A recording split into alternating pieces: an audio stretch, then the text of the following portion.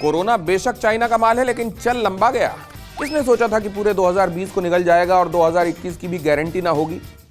लक्षण आम खांसी जुकाम से अलग वाले होते तो फिर भी झेल लिया जाता। हर खांसी छींक पर कोरोना का साया है। कितने बार और किस किस का टेस्ट कराया जाए, कितना च्यवनप्राश और काढ़ा पिया जाए, कहां तक मास्क चढ़ाए रखा जाए और कितना साबुन सैनिटाइजर बहाया जाए। और फिर इतना सब करने पर भी बचाव की गारंटी होती तो बड़े बड़े नेता मंत्रियों और हीरो हीरोइनों को ना होता कम से कम। अजब हाल है। एहतियात में बचाव की गारंटी भी नहीं, लेकिन मास्क नहीं पहने होने पर पुलिस का चालान होने की फुल गारंटी है। वैसे चालान भी चेहरा देखकर ही काटे जा रहे हैं क्योंकि पहुंच वालों की छींक छींक होती है और हमारी छींक कोविड। बाकी तो जो है सो है।